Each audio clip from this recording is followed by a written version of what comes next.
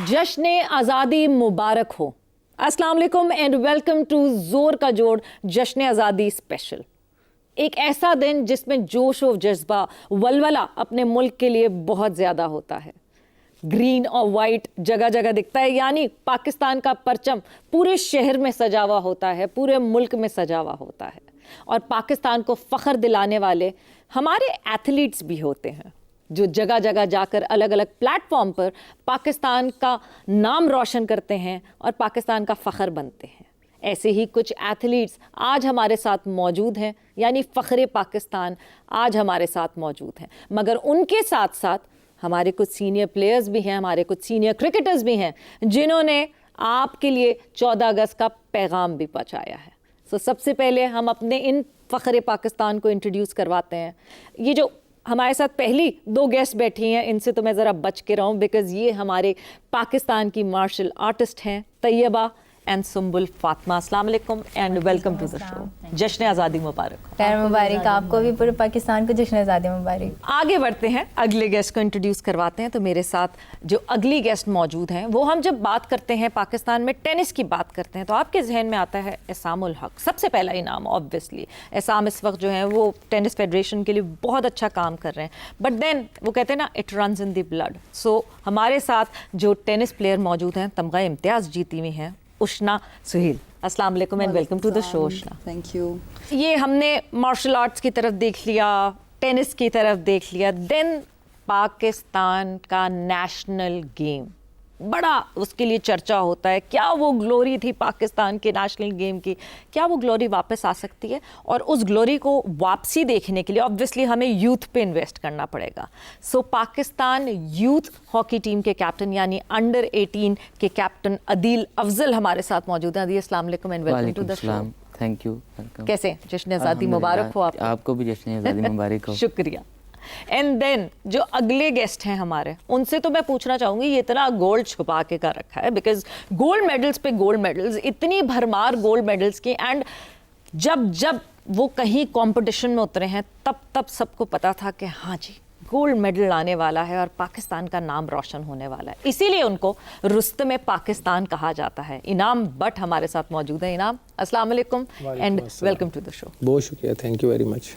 और दूसरी तरफ जब हम रुस्तम पाकिस्तान की बात कर रहे हैं तो रुस्तम पाकिस्तान, अब वो कहते हैं ना कि लेगेसी आगे बढ़ती है, you pass the baton to the next upcoming talent. And जब हम अपकमिंग टैलेंट की बात करते हैं तो हमारे साथ जो अभी करंट 2026 रुस्तम पाकिस्तान जीते हुए और इससे पहले इस्लामिक सॉलिडरिटी गेम्स में ब्रॉन्ज जीते हुए हमारे साथ मौजूद हैं मोहम्मद गुलजार। अस्सलाम वालेकुम and welcome to the show गुलजार।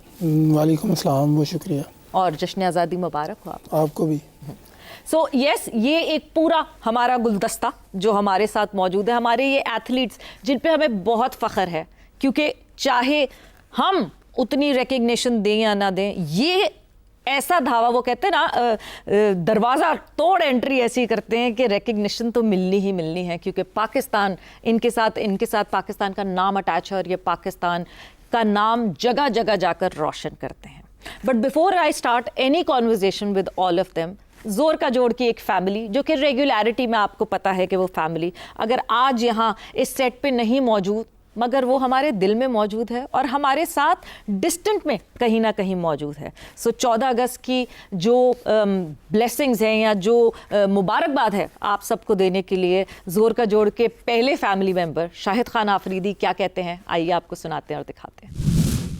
अस्सलाम वालेकुम दोस्तों, मेरी तरफ से, मेरी पूरी फैमिली की तरफ से आप सब लोगों को 14 अगस्त बहुत बहुत मुबारक हो। ये सिर्फ जश्न का दिन नहीं है, ये कुर्बानियों से आज हम ये आज़ादी की ज़िंदगी अपने मुल्क में गुजार रहे हैं। अपने साथ एक अहद करें, मैंने भी अहद किया, आप लोग भी अहद करें कि इसकी मुल्क की तरक्की और कामयाबी में हम अपना हिस्सा लाजमी डाला करें। बिल्कुल जी, हम सबको कंट्रीब्यूट करना चाहिए अपने मुल्क का नाम रोशन करने के लिए। सो नाम तो रोशन कर रहे हैं, जहां तैयबा और सुम्बुल, मैं आप लोगों की बात करूं, रिसेंटली थाईलैंड से जिस तरह जो परफॉर्मेंसेस आई और ये मेडल्स की भरमार आपको दिख रही है, इसके अंदर खून पसीना लगा है हमारा, जैसे आपने कहा कंट्रीब्यूट करना है। और सबसे पहली चीज़ जो हम लोग ये कहना चाहेंगे कि जश्न आज़ादी का दिन हम प्लेयर्स के लिए एक दिन नहीं होता। ये आज़ादी का दिन मेरे ख्याल से हम पूरा साल मना रहे होते हैं। जब हम जाते हैं और झंडा लहराते हैं, गोल्ड लिया, झंडा लहराया तो वहीं पे ही हमारी आज़ादी होती है। और जब लोग क्लैपिंग करते हैं और वहाँ पे अप्रिशिएट करते हैं कि पाकिस्तानी हैं, गोल्ड ले गए हैं, और जो हमारे नेबर्स हैं, मुखालिफिन हैं, सबसे ज़्यादा इंडियंस, वो भी अप्रिशिएट कर रहे होते हैं, वो ज़्यादा फ़ख्र और जोश जुनून जो है, हमारा वलवला जो है वो खून ठाटे मारता है कि अच्छा इंडियंस भी हैं, वो भी हमें अप्रिशिएट कर रहे हैं। आर्च राइवल्स ऑब्वियसली वो कहलाते हैं, बट देन जब ऑब्वियसली आर्च राइवल्स की तरफ से अप्रिसिएशन होती है, उसका एक लेवल अलग होता है। पर मेरा ख्याल से अब मुझे लगता है एज पाकिस्तानी हमें उन आर्च राइवल से और ऊपर देखना, और क्योंकि और बहुत बड़े बड़े एथलीट्स हैं दुनिया भर में, बहुत सारे एथलीट्स हैं, मगर एक चीज़ जो अगर मैं आपसे पूछूं सुंबुल, पाकिस्तान के लिए जब पहली दफ़ा आपको पता चला, ये मौका मिला कि अब मैं रिप्रेजेंट करूंगी पाकिस्तान को, क्या क्या फीलिंग्स थी? तब की फीलिंग्स जो थी वो बहुत ज़्यादा इमोशनल थी। हाँ। क्योंकि हुआ ऐसे था कि जो पहला इवेंट आया था जिसमें मेरा नाम आया था Yes. इंटरनेशनल पे, वो HEC की तरफ से था। मैंने प्रेजेंट करना था HEC की तरफ से इंटरनेशनल, और वो था 5th एशियन कॉम्बैक्स taekwondo championship in Islamabad. Okay. Islamabad में हो रही थी G2। हाँ। तो वहाँ पे मैंने प्रेजेंट करना था। ट्रेनिंग के दौरान उसी कैंप में क्या हुआ कि मेरा पाँव फ्रैक्चर हो गया। वो जो फीलिंग्स थी बस ऐसी थी कि बयान नहीं कर सकती, लेकिन पूरी एक लाइफ की जो मेरी मेहनत थी ना, वहाँ पे आगे मुझे सब ब्लड नज़र आ रहा था। हाँ। लेकिन वहाँ पे डॉक्टर्स ने भी कह दिया था, उन्होंने कहा कि आपको ऑपरेट होगा, आपके जो फ्रैक्चर है हो सकता है इसके बाद आप खेल ही ना सकें, आप अपने पाँव पे चल लें, इसके बाद तो बहुत बात होगी। हाँ। लेकिन मेरी जो कोच है मिस तैयबा, इन्होंने इतना मुझे अप्रिशिएट किया। उस टाइम पे, क्योंकि उससे पहले नेशनल थी, तो जब मैंने नेशनल में खेला था तब मेरा पाँव नीचे नहीं लग रहा था। ओके। इवन दैट जब ट्रेनिंग पे जाते थे तो मैं पैदल चल के जा नहीं सकती थी हॉस्टल से अपने ट्रेनिंग के हॉल तक। इन्होंने क्या किया, गार्ड अंकल से वहाँ से बाइक ली, मुझे बाइक पे बिठाती थी, मुझे बिठा के छोड़ के आके खुद पैदल आती थी। इतना स्ट्रगल किया था, लेकिन उसके बाद जो यही स्ट्रगल जो है वो रंग लाया, और इंटरनेशनल लेवल पे जाके पिछले साल भी जिस तरह हमने आज़ादी का तोहफा लेके आए थे मलेशिया से, और इस दफ़ा भी हम लोग थाईलैंड से लेके आए हैं, और इसमें पार्टिसिपेट कर रही थी 31 कंट्रीज। Yes. और 4500 से ज़्यादा प्लेयर्स थे जिन्होंने पार्टिसिपेट किया था। मैं उष्णा से जानना चाहती हूँ, the very first time when you were called for Pakistan. The very first time I played for Pakistan, I was 15 और बिली जीन किंग कप जिसका मैंने अभी आपको बताया, वो पहली दफ़ा अक्टूबर में इंशाल्लाह पाकिस्तान में होस्ट होगा, होमलैंड में हमारे, तो उसी के लिए हमारी आजकल प्रिपरेशंस मेनली चल रही हैं। तो वो मैंने खेला था, in the first match I played मैं जीती थी as the very first match, opening match for Pakistan. तो वो मेरे लिए एक प्राइड का मोमेंट था। मेरी अम्मी वहाँ मौजूद थी, मेरी पुप्पो went as a captain. Billie Jean King का फॉर्मेट थोड़ा सा होता है कि you need to win 2 singles matches to win. Emotional moment था कुछ थोड़ा सा, जब जिस वक्त पता चला कि जी मैं जा रही हूँ अब, तो सब हाँ जी, इमोशनल मोमेंट डेफिनेटली था। मुझे याद है मेरे ट्रायल्स हुए थे, मैं श्रीलंका एक टूर्नामेंट के लिए गई थी, तो उस वक्त मतलब हमारी पॉलिसी थी कि हम ट्रायल्स देकर we had to come in the team no matter how good you are. तो जिस दिन मैं लैंड की थी पाकिस्तान में, उसके बिल्कुल सेम डे उन्होंने कहा था कि मैच खेलना है, विच वाज अनफेयर, क्योंकि उनको पता था कि आई वाज प्लेइंग अब्रॉड। तो ये पॉलिसी है कि आपको एक दिन का एटलीस्ट 24 आवर्स का रेस्ट मिलता है। तो खैर फिर मैंने 2 मैचेस खेले अगले दिन, एक मैच उस दिन खेला। मेरे लिए थोड़ी सी अपहिल टास्क थी। My mother supported me a lot, मेरे कोच थे वहाँ पे, और थोड़ा सा इमोशनल मोमेंट था, but I qualified for the team, तो बहुत अच्छा लगा पहली दफ़ा पाकिस्तान का कलर पे। At the end of the day वही कहते हैं ना, परफॉर्मेंस मैटर करती है। आप परफॉर्मेंसेस देते जाएंगे, आपके पीछे लोग भागते जाएंगे। हॉकी, पाकिस्तान हॉकी, और जब भी अदील बात करते हैं सब यही कहते हैं कि भाई ये तो नेशनल गेम है, क्यों क्या हो गया। बट अब आप लोगों को देखकर, यूथ को देखकर, ये हमें ज़रूर एक तसल्ली मिल रही है that the future is bright. और जिस तरह आप लोग अभी कम्पीट कर कर आए हो और जीत के ब्रॉन्ज जीत के आए हो, दैट इज़ वेरी प्रॉमिसिंग। तो अदील कैसा एक्सपीरियंस रहा, और पाकिस्तान से खेलना क्या क्या अपने ज़रा उस प्राउड मोमेंट का तो ज़रा एक्सप्लेन करो। जब मैंने ट्रायल्स दिए लाहौर में, तो ट्रायल्स दे के मैं घर चला गया। अच्छा। तो 2-3 दिन बाद कॉल्स वगैरह करनी थी, कैंप के लिए बुलाना था, तो मैं लेटा हुआ, अबू को कॉल आई किस तरह करके कैंप में नाम आ गया। अच्छा, पाकिस्तान का कैंप करना आसान नहीं है, तो कॉल आई, मैं इमोशनल हो गया थोड़ा सा कि मैं भी पाकिस्तान के लिए चुना गया हूँ। तो गए जहाँ पे, वहाँ पे जाके मेहनत की, कोचिज़ ने एफर्ट की, अल्हम्दुलिल्लाह फिर पाकिस्तान खेले। और उसके बाद हम लोग, आपको पता है, ओमान गए, वहाँ पे क्वालिफाई करना था, जो कि मिस्र में वर्ल्ड कप हो रहा है, वर्ल्ड कप के लिए। जी जी। तो हम लोगों ने अल्हम्दुलिल्लाह वर्ल्ड कप किया, क्वालिफाई किया और पाकिस्तान का नाम बुलंद किया। बिल्कुल जी, यूथ वर्ल्ड कप में अब पाकिस्तान की टीम दिखेगी thanks to this captain and the team. Inam, coming towards you, आपको तो मैं अगर ये पूछूं कि जब पाकिस्तान के लिए पहली दफ़ा नाम आया था तो क्या वो फीलिंग कोई भूल नहीं सकता, बट आपको बहुत टाइम हो गया जब आपने खेलना शुरू किया था और जब आपने पाकिस्तान को represent at the highest level stages पे रिप्रेजेंट किया, क्या कैसी फीलिंग थी? जी बड़ा ज़बरदस्त टाइम था जब पाकिस्तान के लिए नाम सेलेक्ट हुआ। हमारा कैंप लगा हुआ था उस वक्त, जो हमारा मुकाबला था वो कॉमनवेल्थ गेम्स इंडिया में हो रही थी 2010 में। और उसके लिए हमारा कैंप लगा हुआ था, ईरान से खिलाड़ी आए हुए थे और डेली की जो हमारी ट्रेनिंग है वो उसको एनालिसिस उसका किया जाता था और 6 माह तक ये हमारा एक सिलेक्शन प्रोसीजर चलता रहा। हाँ। और एट द एंड जब टीम अनाउंस हुई तो मैं बहुत लकी था कि अल्हम्दुलिल्लाह 6 मंथ की जो मेरी परफॉर्मेंस थी उसकी बेस पर मुझे सिलेक्ट किया गया। और हम फिर स्पेशल जा भी इंडिया रहे थे और ज़िंदगी का पहला मुकाबला था और बहुत ही ज़बरदस्त एक्सपीरियंस रहा। इंडिया में जाकर खेला और कॉमनवेल्थ गेम्स का मुकाबला और 73 कंट्रीज़ जो है वो पार्टिसिपेंट थे। फिर मैंने जब पहली अपनी 4 फाइटें विन की और फाइनल का जो मेरा मुकाबला था वो इंडियन जो हम उस टाइम के ओलंपियन थे अनुज कुमार, उनके साथ था। और मैं समझता हूँ कि उससे बड़ा क्राउड मैंने नहीं देखा होगा। हाँ। बिल्कुल पैक क्राउड था और इतनी ज़्यादा आवाज़ आ रही थी इंडिया इंडिया की कि मुझे मेरे कोच की भी पीछे से आवाज़ सुनाई नहीं दे रही थी। हाँ। लेकिन 10 मिनट तक हमारी फ़ाइट चलती रही और एट द एंड जब मैंने उसको फाइनल मूव लगा के चारों शाने चित किया और उसके मैं ऊपर मतलब बैठ गया। हाँ। और फिर मैंने उठ के जब नारा लगाया अल्लाह अकबर और पाकिस्तान का, हाँ। तो आप बिलीव करें कि बिल्कुल पिन ड्रॉप साइलेंस था और पूरा नारा मेरा उस हाल में काफ़ी देर गूंजता रहा। हाँ। और फिर अल्हम्दुलिल्लाह जब पाकिस्तान का परचम बुलंद हुआ और इंडियन सोल्जर्स ने जब वो परचम बुलंद होते हुए उस परचम को सलूट किया और वो पूरी जो आवाम थी वो पाकिस्तान के तराने के एजाज़ में खड़ी हुई, तो मैं समझता हूँ ये वो मोमेंट है जो ज़िंदगी का दी बेस्ट मोमेंट है और पहला इवेंट और अल्लाह ताला ने इतनी बड़ी कामयाबी से नवाजा। इनाम, आप अभी ये बता रहे हैं ना सारा कुछ, तो मेरे रोंगटे खड़े हो रहे हैं ये सुन के। तो मैं तो मेरे ख्याल से बिल्कुल रिलेट नहीं कर सकती कि जिस वक्त आप वहाँ मौजूद होंगे और आपकी वजह से ये सब कुछ हो रहा था, तो आपने क्या उस वक्त किस तरह जोशो वलवला आपके अंदर जो है होगा और किस तरह आप फील कर रहे होंगे? गुलजार, ये जो फीलिंग इस वक्त इनाम ने एक्सप्लेन की है, ऑब्वियसली आप अब बेबी स्टेप्स तो नहीं कहूँगी, बेबी स्टेप्स से बड़े हो गए हैं आपके स्टेप्स, मगर आपको जब पता चला कि आपने पाकिस्तान को रिप्रेजेंट करना है, आपको क्या फीलिंग हुई और कहाँ देखते हैं अब आप अपने आप? मेरी फीलिंग मैं बयान नहीं कर सकता। पाकिस्तान में ओपन ट्रायल हुए थे, पूरे पाकिस्तान से तकरीबन 100 से ज़्यादा जो है ना उसमें पार्टिसिपेट किया। तो ट्रायल्स में 1 बाय 1 फाइट्स होती रही और जब मेरी फाइनल फाइट पाकिस्तान के बहुत बड़े पहलवान से आई जो कॉमनवेल्थ के मेडलिस्ट हैं, साउथ एशिया के मेडलिस्ट हैं, और उनका और मेरे लेवल का काफ़ी फ़र्क था और मेरी उनके साथ फाइट हुई। पहले राउंड में मैंने जो पॉइंट लूज़ किए, लेकिन सेकंड राउंड में मैंने बहुत अच्छी अपना बेस्ट दिया और उन्हें जीत लिया। और जीतने के बाद जब मेरे जो साथी थे, दोस्त थे, उन्होंने मुझे उठा लिया, ढोल बजने लग गए, बहुत अच्छा, बहुत मज़ा आया। फिर पाकिस्तान के लिए जब मैं खेला, 55 कंट्रीज़ थी, तो जब मेरी फ़ाइट हुई ईरान के साथ बड़ी अच्छी फ़ाइट हुई, फिर अफ़गानिस्तान को जीता, फिर जो एक यूरोपियन चैम्पियन था तुर्की का उसे मैंने फॉल किया और फॉल करने के बाद एक बहुत अच्छी फीलिंग थी।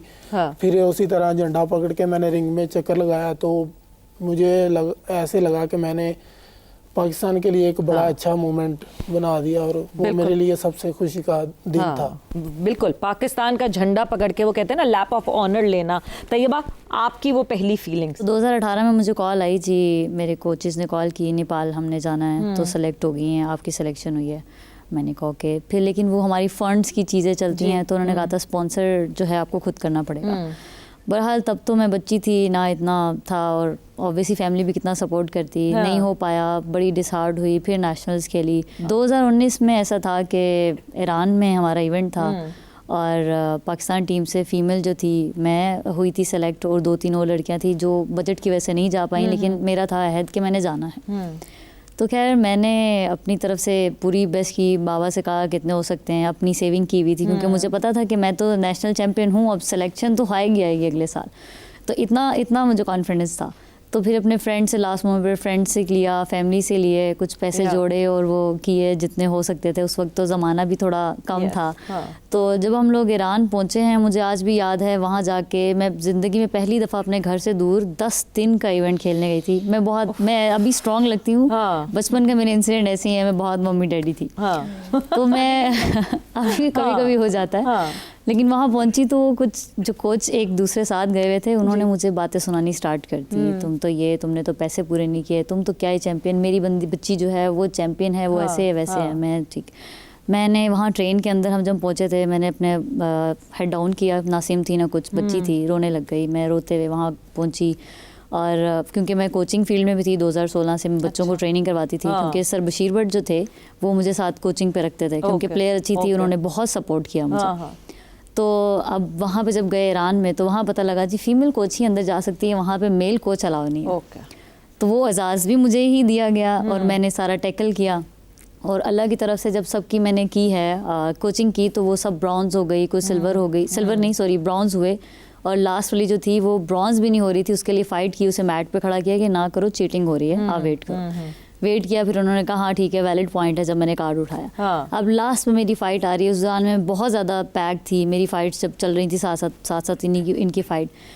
तो मेरे साथ ही जब हम लोग आए हैं, तो इंडिया की भी हमारे साथ ही लोग आए थे। उस वक्त तक उसने मुझे नहीं बताया वो किस वेट में खेल रही है, क्या खेल रही है। फाइनल फाइट में जो जी मैं उतरी हूँ, सामने देखा इंडिया और मैं वहाँ दंग। मैंने कहा या अल्लाह, यहाँ इज्जत रख लेना, मुझे कुछ नहीं चाहिए। पहला मैच है, पहली दफ़ा पाकिस्तान के लिए आई हूँ और फाइनल मैच है और इंडिया के साथ सिल्वर लिया, तो कोई वो बनेगा नहीं मेरा। और अल्हम्दुलिल्लाह ऐसा हुआ कि मेरे पॉइंट्स थे और उसका 0 पॉइंट्स थे। बजाय इसके पॉइंट्स उसे मैंने फ़ाउल दिलवाए और वो फ़ाउल के साथ हारी। और मैंने झंडा जब बुलंद किया, इतनी मुझे खुशी हुई। और मुझे ये खुशी ज़्यादा हुई कि वो चुप करके बैठ गए शायद कोने लग के, कि मेरी बच्ची जिसका मैं गरूर कर रहा था वो हार गई है और ये गोल्ड मेडल लेके आ गई है। खैर वहाँ पे मेरे कोच जो थे वो कहते हैं मुझे पहले ही पता था। जब मैंने बताया कि कोचिंग वाली, उन्होंने कहा कोई प्रॉब्लम तो नहीं। मैंने कहा सर सबके मेडल्स लगे हैं अल्हम्दुलिल्लाह, और ये रहा गोल्ड उन्होंने पहनाया जाके। तो वो फ़ख्र से वो हुआ उन्हें कि बिल्कुल मुझे भरोसा था कि एक तो तुम मैनेज भी कर लोगी और गोल्ड भी लेके आओगी। ये एक मैसेज है, बिल्कुल ये एक मैसेज है सबके लिए कि when there is a will there is always a way, और ऐसा वैसा वे नहीं, अ गोल्ड वे। तो बिल्कुल आपको ना कभी भी हार नहीं माननी चाहिए, और यही स्पोर्ट्स है शायद जो हमें सिखाता है कि नेवर गिव अप। बट इसी के साथ साथ ऑब्वियसली हम यहाँ तो डिस्कशंस कर ही रहे हैं, but again another family member of जोर का जोड़, मोहम्मद यूसुफ हमें क्या मैसेज दे रहे हैं इस जश्न आज़ादी के मौके पे। आइए आपको दिखाते हैं और सुनाते हैं। मैं मोहम्मद यूसुफ, मेरी तरफ से पूरे पाकिस्तान को, जहाँ जहाँ पाकिस्तानी रहते हैं उन सबको 14 अगस्त की आज़ादी बहुत बहुत मुबारक हो। और इस मुल्क के लिए मैंने भी और आपने, हम सब ने मिलकर ऐसा काम करना है ताकि हमारा मुल्क तरक्की करे। पाकिस्तान जिंदाबाद। बिल्कुल जी, पाकिस्तान जिंदाबाद। तुम्हारी तरफ वापस आती हूँ सुंबुल, वो जो पापड़ वाला एक वाकया सुना रही थी जिसपे पापड़ ही खाने पड़े थाईलैंड जाके। वाकई थाईलैंड जाके जो है आपको बड़ा ढूंढने पड़ते हैं खाने, और बड़ा सोच समझ के खाना पड़ता है कि क्या क्या मिल रहा है। क्या हुआ वो पापड़ वाली स्टोरी? अच्छा, वो ऐसा था कि ना ये वेट लूज पे थी ना, अब इनके वेट लूज के चक्करों में मैं भी कुछ नहीं खा रही थी। अब वहाँ से नाश्ता भी मिलना महाल था, क्योंकि हलाल चीज़ वहाँ पे थी नहीं कोई, और जो हलाल चीज़ थी वो ऑनलाइन मंगवानी पड़ती थी और वो बहुत देर से आती थी और बहुत महंगा खाना था। तो इनकी फ़ाइट थी। बैग में कुछ स्नैक्स हम लोग लेके गए हुए थे साथ, तो अब नाश्ते के तौर पे वही मैंने बैग में अपने साथ रख लिए।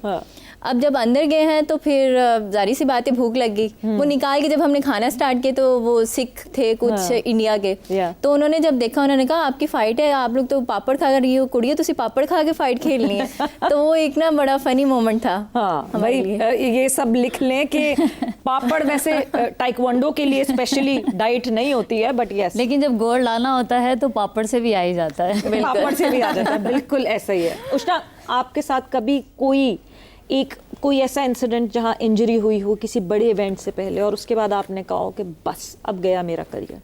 जी, काफ़ी ऐसे मोमेंट्स हुए हैं। और सबसे बुरी जो मेरी इंजरी हुई थी दैट वाज 2 years ago, मेरा बोन फ्रैक्चर हुआ था। तो उसमें I was out of the game for 6 months 6 महीने और मतलब काफ़ी टफ पीरियड था बिकॉज ऑब्वियसली रोज़ उठ के आदत होती है थोड़ा ट्रेनिंग करने की मूवमेंट की। तो वो ऐसा मोमेंट था कि एकदम से हुआ और वो बिल्कुल अनएक्सपेक्टेड था। मैं एक टूर्नामेंट के लिए गई हुई थी एंड मैं प्रैक्टिस कर रही थी नॉर्मल और प्रैक्टिस करते करते मैं पीछे आई एक बॉल मारने के लिए तो वो एकदम से आई फेल ऑन माई एंकल और वो पूरा वेट मेरा एंकल के ऊपर चढ़ा और मैं उठी एंड आई थॉट हमारे टेनिस में बिकॉज आपको पता है बहुत कॉम्प्लेक्स मूवमेंट है, आप रॉन्ग फुट होते हो, आप एकदम से पोजीशन चेंज करते हो तो वो कभी कभी आपका पैर मुड़ जाता है तो ऐसे पोस्चर्स होते रहते हैं। तो I thought it's a minor thing, वो अभी 2-3 मिनट में सेट हो जाएगा। तो मैं उठी और मैंने नेक्स्ट बॉल जब मैंने स्टार्ट हिटिंग तो मैंने रियलाइज़ किया कि वो तो मेरा वेट नहीं रखा जा रहा। तो माई मदर वॉज देयर, मतलब और भी प्लेयर्स से काफ़ी, मैं बिल्कुल भी 2 स्टेप्स भी नहीं चल सकी और वो बिल्कुल लाइक आई रियलाइज़ कि बहुत सीरियस इंजरी है। और वो फिर मेरा MRI हुआ। ऑब्वियसली उन इंजरीज से उठ के जो एथलीट आगे निकलता है शायद वही है फिर जो अपना नाम बना सकता है। अदिल, कमिंग टुवर्ड्स यू, कितनी मुश्किल हुई इस स्टेज तक पहुंचने में? क्योंकि देखें पाकिस्तान में ना एक स्पोर्ट्स पर्सन बनने की जर्नी बहुत मुश्किल होती है और ज़्यादातर लोग ऑब्वियसली क्रिकेट की तरफ जाते हैं। सबसे पहला होता है जी क्रिकेट खेलेंगे हम क्रिकेटर, मगर इतना क्लटर है क्रिकेट में। फिर एक मोहब्बत होती है हर खेल से, हर इंसान को एक अलग किस्म की उनसियत होती है, मोहब्बत होती है। कितना मुश्किल हुआ अभी तक इस स्टेज तक पहुंचना एंड देन यूथ टीम का कैप्टन बन जाना? मैं स्कूल लेवल पे खेलता था हॉकी, दोस्त थे वो साथ हॉकी खेलते थे। तो मेरे सीनियर्स थे जो उन लोगों ने मुझे कहा कि यार हॉकी स्टार्ट करो। मैंने कहा ये नहीं, क्रिकेट ठीक है, भागना दौड़ना नहीं पड़ता। कहते नहीं अब हॉकी स्टार्ट करो। मैंने स्टार्ट कर दी, खेलता रहा। जब बाहर इधर लाहौर में आया, यहाँ पे देखा कि ट्रफ वगैरह पे खेलते हैं, इतना मैंने कहा इतनी साफ सुथरी खेलते हैं।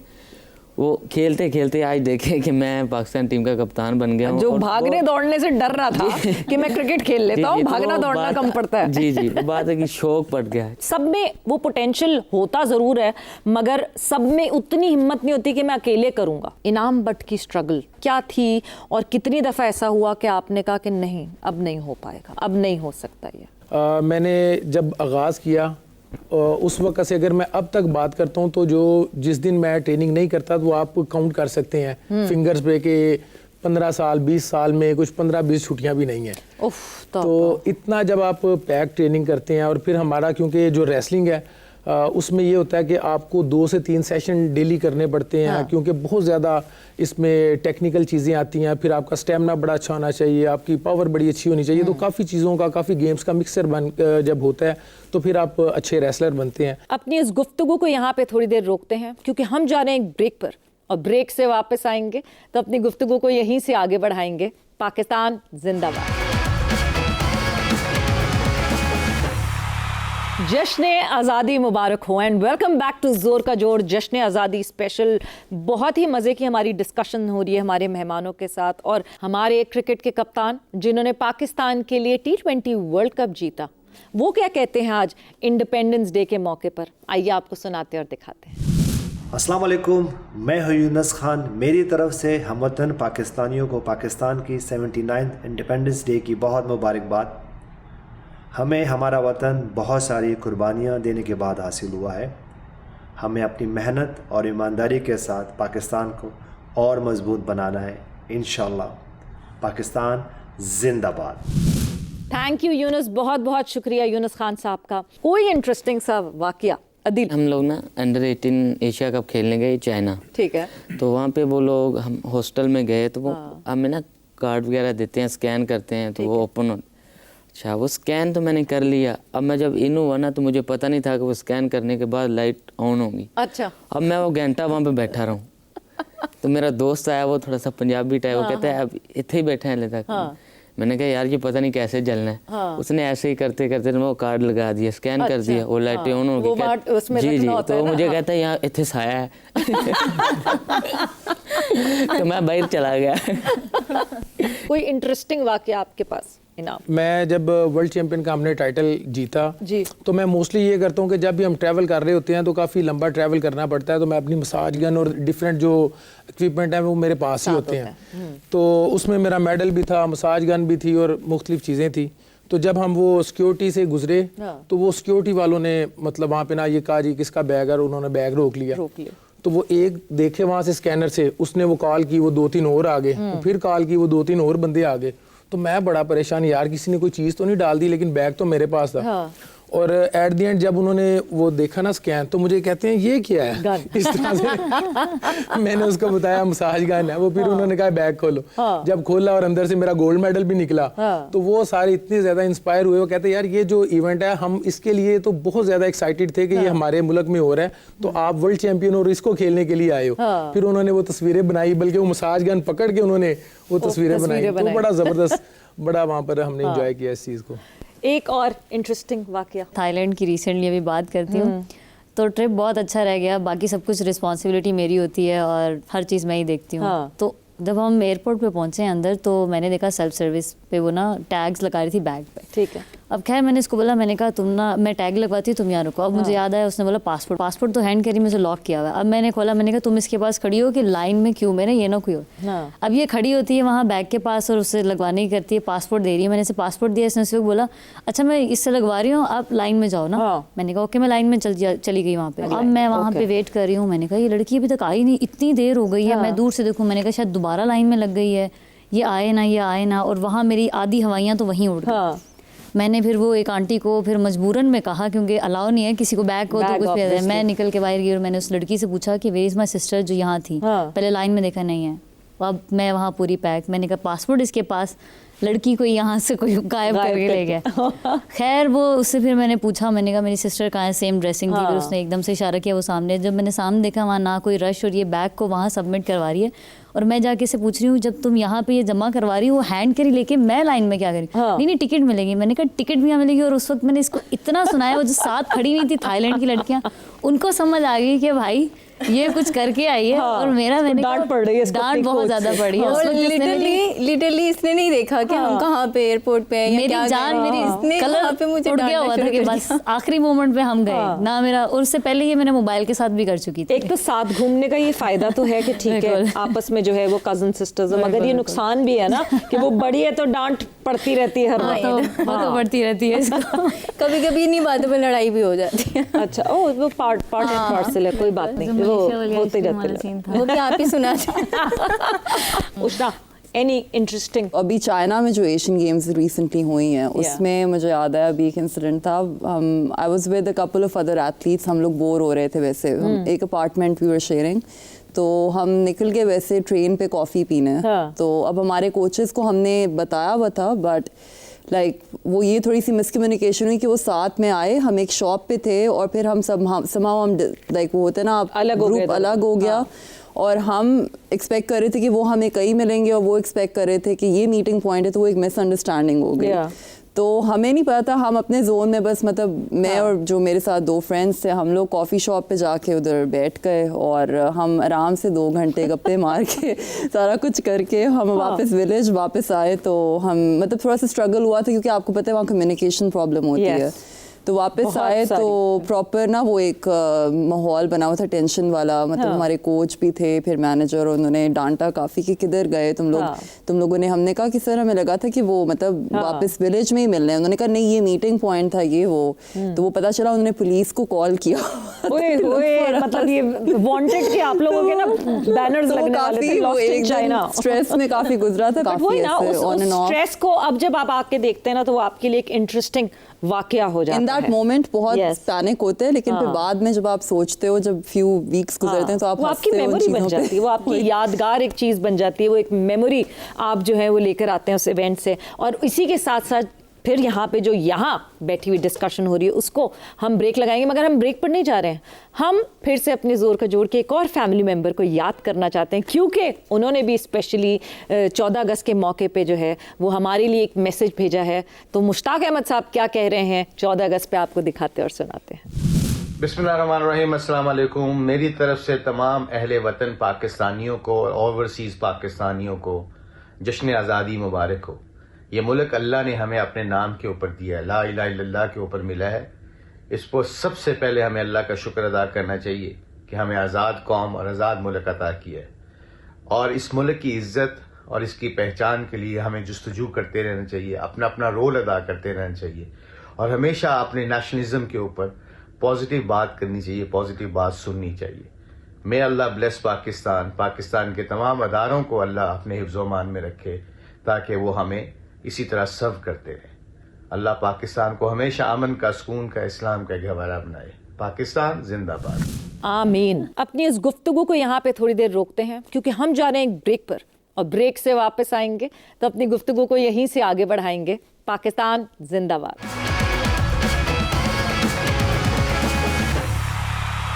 Happy independence day and welcome back to जोर का जोड़ जश्न आज़ादी मुबारक स्पेशल। बहुत मज़े की डिस्कशन हुई है, बहुत मज़े के हमें इंसिडेंट्स पता चले हैं, ऑब्वियसली मोटिवेशन भी। मगर वो मोटिवेशन आप तक कैसे पहुंचेगी, मैं चाहूँगी कि हमारे जो एथलीट्स हैं वो ज़रूर एक आप लोगों के लिए ज़रूर मैसेज दें। और मैं गुलजार आपसे शुरू करूँगी बिकॉज़ आप बडिंग स्टार हैं पाकिस्तान के, और आप क्या कहेंगे उन एथलीट्स को, उन लोगों को जो कि पाकिस्तान को रिप्रेजेंट करना चाहते हैं बट उनको थोड़ी सी पुश की ज़रूरत है? मैं उन तमाम एथलीट्स को ये कहना चाहता हूँ कि एवरीडे ट्रेनिंग करें और अल्लाह पाक रास्ते बना देता है। आप ट्रेनिंग पर ध्यान दें, इंशाल्लाह सब अचीव होगा। इनाम। मैं यही कहना चाहता हूँ कि ये मुल्क हमारे बड़ों ने बहुत ज़्यादा कुर्बानियों के बाद हासिल किया है, तो हमें इसकी बेहतरी के लिए अपना रोल अदा करना है। हमें अपनी तरफ से एक कतरा ज़रूर डालना है। आप जिस भी फील्ड में हैं, आप जहाँ भी हैं, बैक टू कम्युनिटी बहुत ज़रूरी है। तो आप अपने मुल्क के लिए ज़रूर एफर्ट करें। इंशाल्लाह पाकिस्तान हमेशा जिंदाबाद। बिल्कुल जिंदाबाद। अदील। मैं यही कहना चाहता हूँ कि मेहनत करें, मायूस नहीं होना। अल्लाह ताला इंसान को ज़रूर नवाजता है, मेहनत रहेगा नहीं जाती। उष्णा। मेरा मैसेज है, जैसे नाम ने भी बोला है, कि अपना रोल प्ले करना बहुत इंपॉर्टेंट है क्योंकि आपके बस में हर चीज़ नहीं होती। तो मैं यूथ को ये एडवाइस दूंगी कि अपना role in the best possible way play करें। सुंबुल। आज़ाद हो कि हमने जो काम करना है पॉजिटिव वे में करना है। ये नहीं है कि हम कल को कहें कि हमने आज ये काम नहीं किया क्योंकि हम उसकी वजह से रह गए, फलां की वजह से रह गए। तो अपनी मोटिवेशन खुद बने। बिल्कुल, अपनी मोटिवेशन खुद बने, बहुत इंपॉर्टेंट मैसेज।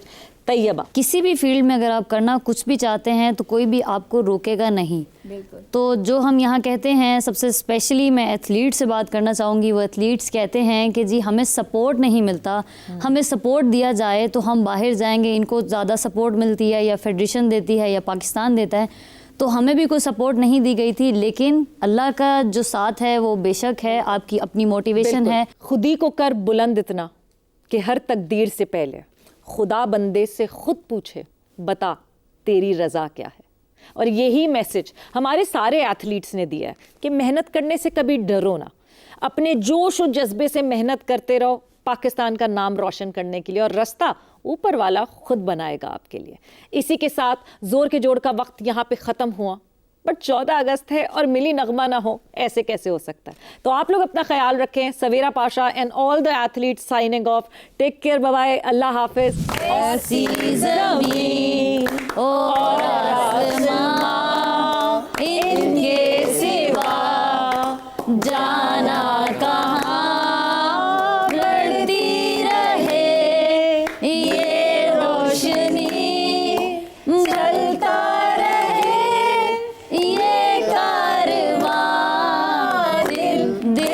पाकिस्तान जा जा, पाकिस्तान दिल दिल, पाकिस्तान जा जा, पाकिस्तान दिल दिल, पाकिस्तान जा जा, पाकिस्तान दिल दिल, पाकिस्तान जा